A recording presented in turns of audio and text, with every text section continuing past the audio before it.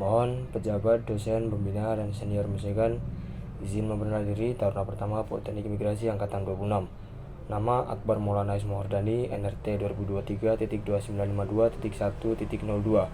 Prodi Administrasi Keimigrasian A.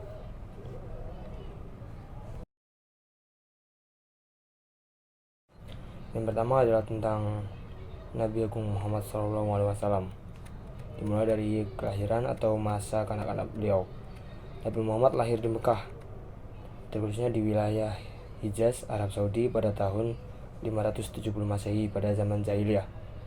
Zaman tersebut disebut zaman jahiliyah karena kebodohan masyarakat di sekitar yang menyembah berhala dan melakukan hal-hal bodoh pada lainnya. Ayah Nabi Muhammad bernama Abdullah yang meninggal sebelum beliau lahir. Ibunya bernama Aminah meninggal ketika Nabi Muhammad masih muda. Dan kemudian Nabi Muhammad diasuh oleh kakeknya yaitu Abdul Muthalib. Dan setelah kakeknya meninggal, Nabi Muhammad diasuh oleh pamannya yang bernama Abu Thalib. Bersama kakek dan pamannya, Nabi Muhammad diajarkan untuk menggembala dan berdagang. Nabi Muhammad tumbuh menjadi seorang yang jujur, dan karena kejujurannya beliau mendapatkan gelar Al-Amin. Kemudian dalam perjalanannya berdagang, dia bertemu dengan seorang janda dan menikahinya pada usia 25 tahun. Janda tersebut bernama Khadijah. Mereka memiliki 6 anak termasuk putri mereka yang bernama Fatimah.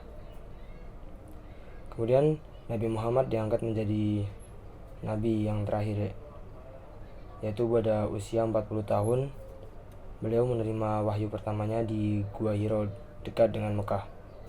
Wahyu ini terus-menerus berlanjut selama 25 tahun, dan kemudian setelah meninggal Nabi Muhammad dikumpulkan oleh sahabat menjadi Al-Quran, kitab yang kita tahu saat ini.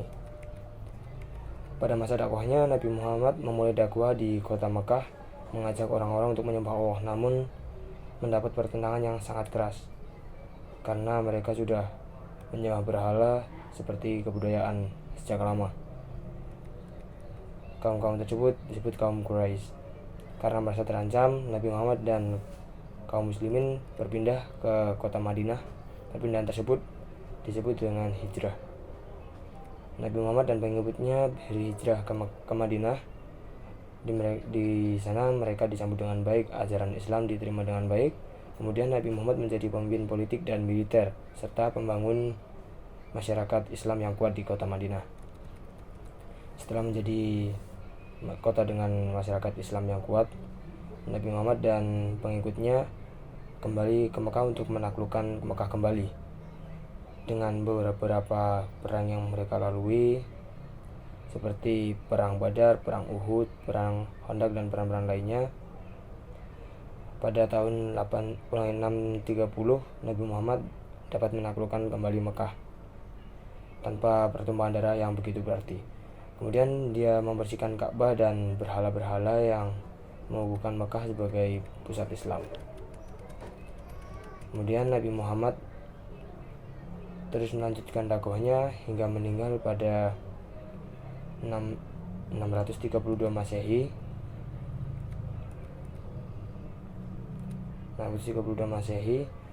Dan beliau dikuburkan di kediamannya yang sekarang kita kenal sebagai bagian dari Masjidil Nabawi.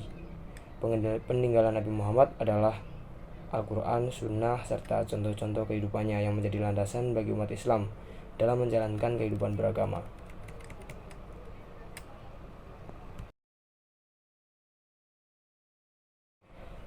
Kedua adalah tentang Islam, iman, dan ihsan. Konsep ini dalam ajaran Islam dikenal sebagai 3 tingkatan agama, yaitu 3 pilar Islam. Penjelasannya berikut adalah seperti ini.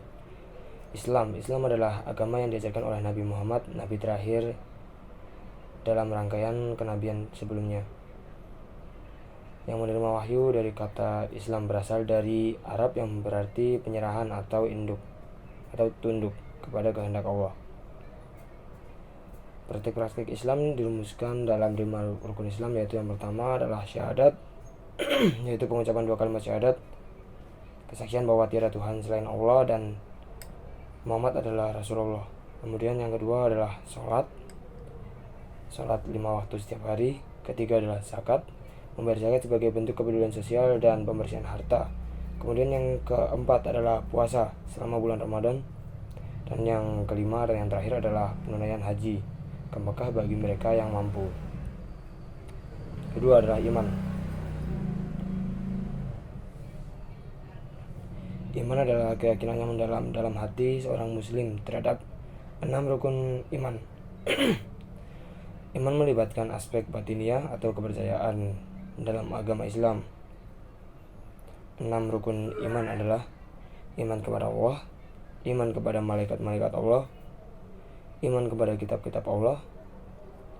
Kita sebagai umat muslim mempercayai dan mengimani ada beberapa kitab suci, yaitu Al-Quran, Injil, Taurat, dan Zabur.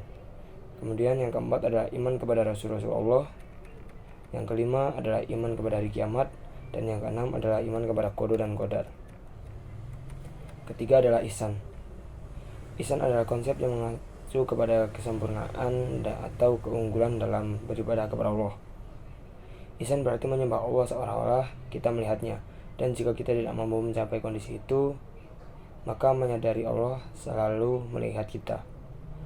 Ihsan menekankan kepada kualitas dan niat dalam melakukan perbuatan baik, bukan hanya sekedar melaksanakan sebagai kewajiban beragama. Hal ini mencakup aspek spiritual yang lebih dalam dan mengajak seorang muslim untuk berusaha mencapai kedekatan dengan Allah. Ketika konsep ini melengkapi dan menjadi landasan bagi kehidupan seorang muslim dalam menjalankan agamanya, Islam adalah manifestasi lahiriah dari keyakinan iman, sedangkan ihsan adalah manifestasi batiniah yang lebih mendalam dari spiritual.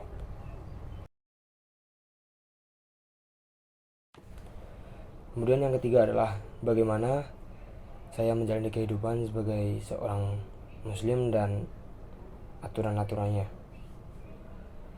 Saya sebagai orang muslim, orang yang memeluk agama Islam, sudah pasti percaya dengan Islam adalah agama yang terbenar, terbaik.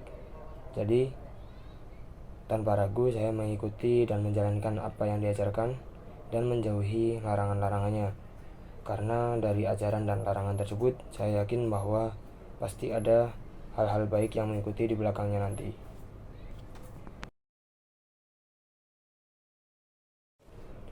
Kemudian yang terakhir adalah bagaimana saya mengimani hal-hal gaib dan dunia setelah mati. Sebagaimana rukun iman dan rukun Islam tadi, bahwa Tuhan kita sendiri, Allah dan malaikat adalah hal-hal yang gaib. Jadi kami ataupun saya sebagai orang muslim sudah sepatutnya mengimani hal-hal gaib. Bahkan hal-hal gaib tersebut tercantum dalam Al-Quran, kitab suci kita, yang diturunkan langsung oleh Allah melalui perantara malaikat Jibril.